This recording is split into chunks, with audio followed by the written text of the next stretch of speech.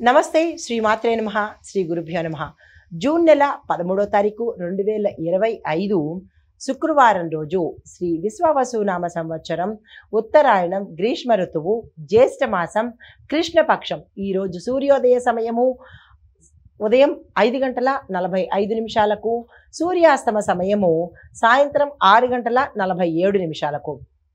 ఈరోజు తిది విధియ మధ్యాహ్నం 3:16 వరకు.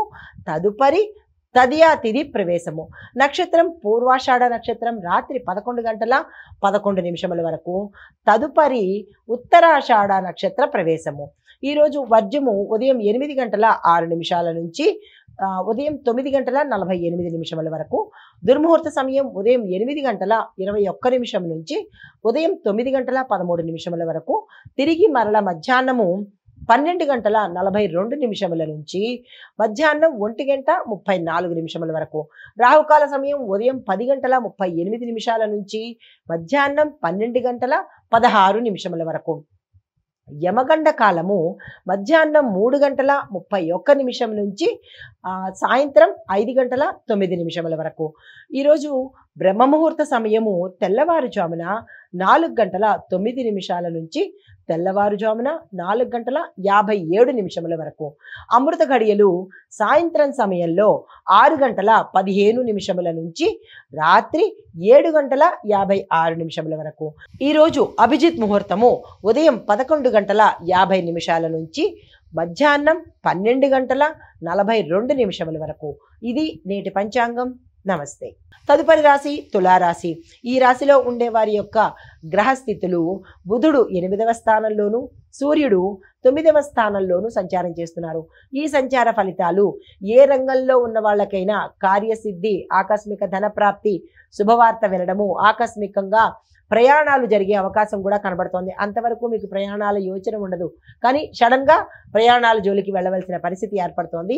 ఆరోగ్యం పట్ల మాత్రము కొంచెం జాగ్రత్తలు తీసుకోండి. అనారోగ్య సూచనలు కానీ ప్రమాద సూచనలు కానీ చాలా ఎక్కువగా కనబడుతున్నాయి. జాగ్రత్తలు తీసుకోండి. మీకు చెప్పదగిన పరిహారము: ఈరోజు శివాలయంలో మీ పేరిట ఉదయమే మీ పేరిట పూజ చేయించుకున్నట్టయితే, పూజ కానీ లేదా అభిషేకం కానీ అది మీ ఇష్టము.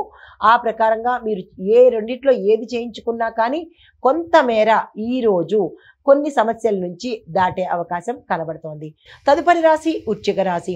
ఈ రాశి వారి యొక్క గ్రహస్థితులు: బుధుడు 7వ స్థానంలోను, సూర్యుడు 8వ స్థానంలోను సంచారం చేస్తున్నారు.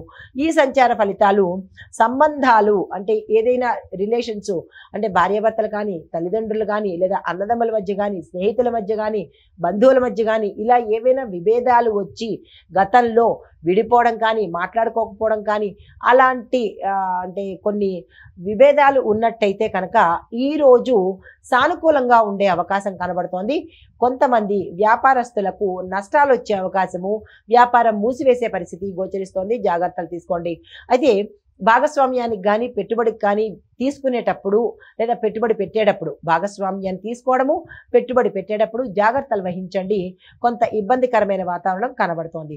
అయితే మీకు చెప్పదగిన పరిహారము: నవగ్రహ ఆలయంలో శని భగవానుడికి, బుధుడికి ఈ ఇద్దరికీ కూడా మీ శక్తి కొద్దీ ఏదైనా దానం కానీ, పూజ కానీ, జపం కానీ యథాశక్తి ఈ రోజుకు మాత్రమే చేయించుకున్నట్టయితే కొంత సానుకూలంగా ఉండే అవకాశం కనబడుతోంది. తదుపరి రాశి ధనస్సు రాశి. ఈ రాశి వారి యొక్క గ్రహస్థితి: బుధుడు 6వ స్థానంలోను, సూర్యుడు 7వ స్థానంలోను సంచారం చేస్తున్నాడు. గతంలో ఉన్న సమస్యలు తొలగిపోతాయి. అన్ని రకాలుగా ఉద్యోగస్తులకు, వ్యాపారస్తులకు, కుటుంబ పరంగా ఇలా మీరు ఏ రంగంలో సమస్యలు బాధపడుతున్నారో ఈరోజు అవి సమసిపోయే అవకాశం కనబడుతోంది. ఆరోగ్యం కూడా మెరుగుపడే అవకాశం గోచరిస్తోంది.